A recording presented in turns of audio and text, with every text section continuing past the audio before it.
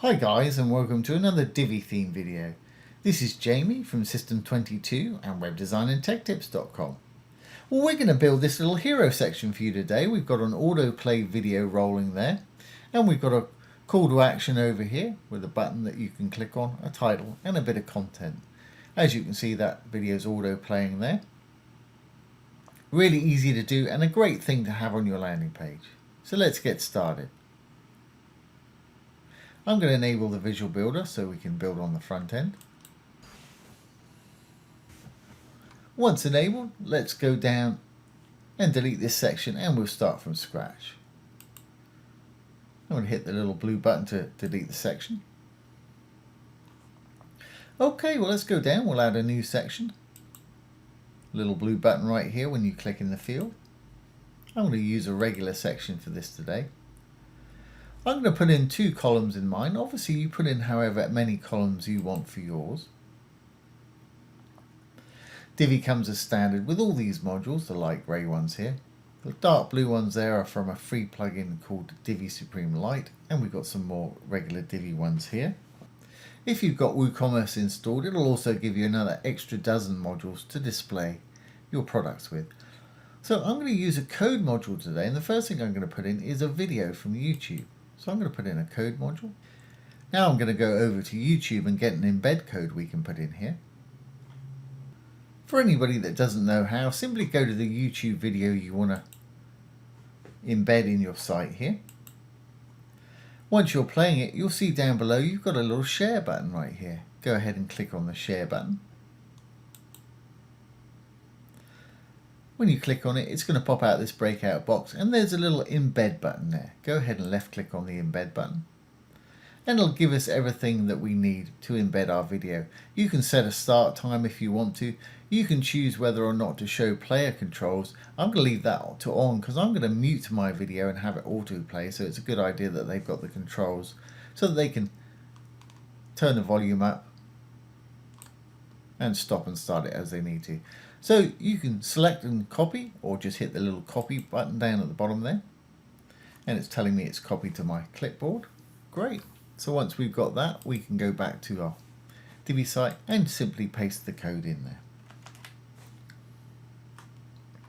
As you can see, that video's popped up right here, which is fine. But like I said just now, I'd like mine to autoplay. So as soon as they land on the page, it's going to start playing.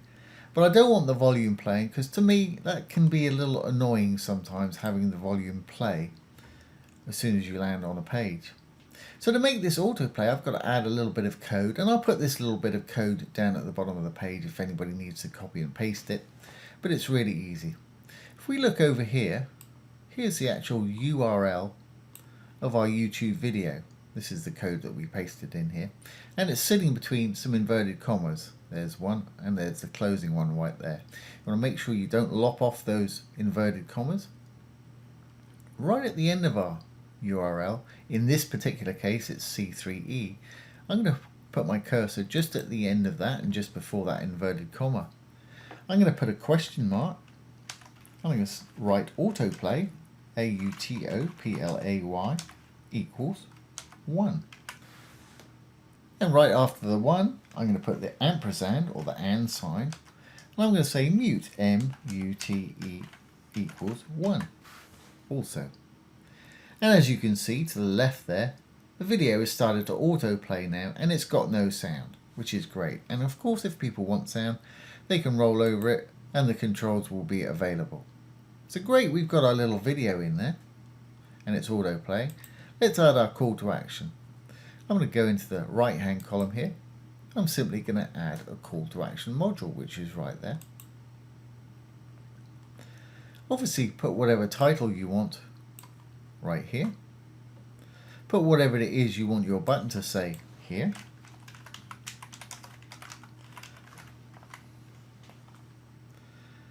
And down below we've got a regular text field where you can put whatever content you want to put down there. And like any other text field, you can align it, bold, italicize, make bullet lists and numbered lists, add links, block quotes, and you can turn things into heading if you want to. If you need to, you can also add media.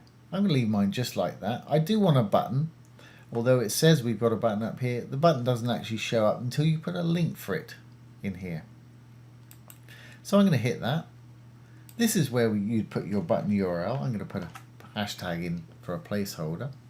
As you can see, as soon as I put something in there, our little button's turned up there. If you wanted to link the whole module to somewhere else, or even the same link, you could put another link in here. Then anywhere that they clicked outside of the button would also take them to wherever link you want to take them.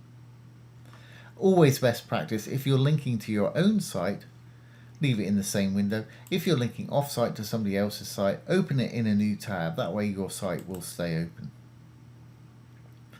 Okay, well, I'm going to leave that just like that, and let's decorate the actual section itself and perhaps put it up to the top, and then we'll come back and get this call to action looking like we want it. So I'm going to save that. I'm actually going to go to the purple button down here. I'm going to go over to our layers, a little icon over the right hand side just by the save button there. If I click on it, it's got our sections there. I'm just going to pop this one up to the top. When you're in live view mode like this, it's always easier to do it with the layers feature right here rather than dragging it over everything else. But of course that's entirely up to you. Okay, well, let's go in and make this little hero section a little more interesting. I'm going to click on the field, go into the blue tab up the top here for the section. I'm going to give it a background. Now, it's up to you what you do. There's plenty to choose from here. You've got color, gradient, images, video backgrounds. You've got background patterns and background masks. For this particular one today, I'm going to add a gradient. Divi's just up the game with their gradients, and you can add as many stops as you want now. If I pop this up here, let's add a background gradient. By default, it sort of puts in this bluey green one. I'm going to add a few more stops by just simply left clicking. And on the outside, I'm going to start with black on mine. Obviously, this is entirely up to you how you want to do yours. And I'm just left clicking on it to set the color. I'm going to put black on the bottom. I'm going to have the default blue next up. And in the middle, I think I'll have a nice sort of light looking blue. So I'm clicking on my field there, and let's pull this up to a sort of blue that I want. Sort of give it a sort of light feeling in the middle. That's going to work for me. Now, just for interest and a bit of more eye-catchiness, I'm going to go ahead and add a background pattern. So I'm going to go over here, click on add background pattern. I'm going to click on the field. By default, it puts in those polka dots right there for you. Now I'm going to pop in this little sort of honeycomb type thing. That's fine. I'm going to make mine white in color. I'm going to make it a lot smaller, and I'm going to take the opacity down so it's not quite as in your face or as vivid. So I'm going to go down to pattern size here, and you can change the direction that it goes. You can rotate it. You can do all kind of things. You can make it the opposite so that your background's white and your pattern is the gradient color if you want to. I'm going to leave mine just as it is, but I am going to take it down in size by hitting custom size, and I'm just going to slide this slider up to where it is about what I want. Something like that. So it's almost like a mesh. Now I'm just going to take it down in color a bit so that our gradient shows through more. So I'm going to click on our color here. The variegated slider over here is opacity or see-throughness. So I'm going to take this down so we can see as much or as little of that little sort of mesh as we need to. There we go. I want it something like that so it's still there but not too prominent. Great. So we've got our nice little background there. Let's go back into here. I'm going to take that background color away, or at least change it perhaps, because I'm not too keen on that. So I'm going to go back into our call to action. I'm going to go down to the background there. Take it away. Yeah, that gets a little lost in there. Let's perhaps give it a dark background and take the opacity down. So I've given it a black. I'm going to click on the field, take the opacity down. So it's just showing off our text a little bit, keeping our text legible for us there. But we can still see that background behind quite nicely. Great. Okay, and let's just tweak the title. Everything else is okay. I might change the color on that button there.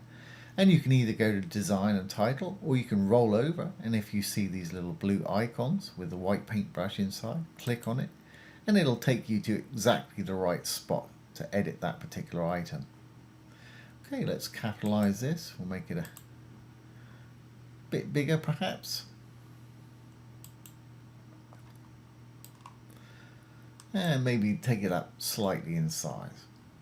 And of course you can align it and do all kind of things, change color, whatever you want to do with yours. That's going to work with me though. That's going to get people's attention. Okay, well let's just edit our little button here, and again we can go down to button in design or click on the little button here and that will take us to it. I'm going to use custom styles. Text color's fine. I think I'm going to change our background though. Let's make this purple. I'm going to take the actual border away. We've got border just down below. I'm going to take that from 2 to 0, which will make it disappear. That's great. And let's have a different hover color when we hover over that button. Let's perhaps turn it blue. Now this is common to most Divi modules. If you hover over the dark writing here, you'll see some little icons pop up. Go to the one that you want to affect. In our case it's button background here. Let's just roll this up. There's a little arrow there is in this case. We can click on it and it will give us a desktop state when the mouse is not on it. We'll leave it purple background, and a hover state when the mouse is on it. And let's perhaps make that one blue. So when we hover over it, it's going to be blue, and when we're not, it's going to be purple. And let's just finish off, perhaps give it a little bit of box shadow on the bottom. Now while we're in the icon, if I roll over this button, an icon will appear here. You can choose whatever icon you want here. Divi's just partnered with Font Awesome, so there's an awful lot. You can do a search for whatever it is you want, and it'll come up with your icons here. Or they've got a little breakout box. You can just left click on that and it'll start to show you all these icons here, and there's plenty of them.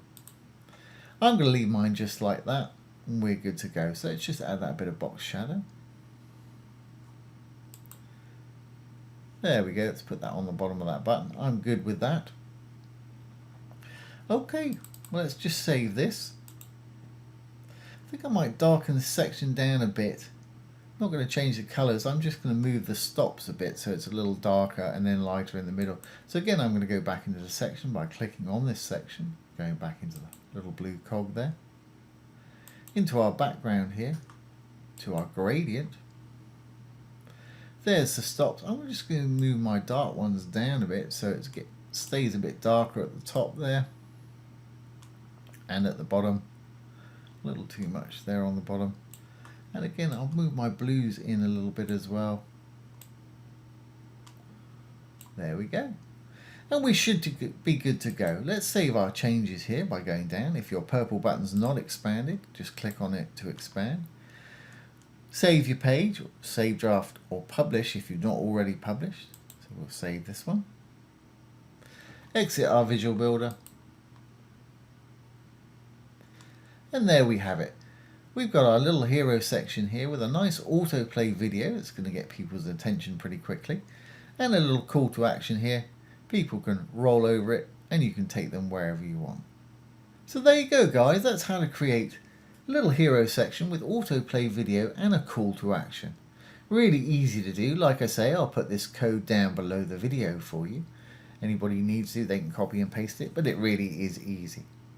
So I hope you've enjoyed this today and found it useful. If you have, please give it a thumbs up, ring the bell, comment, share, and subscribe to our YouTube channel.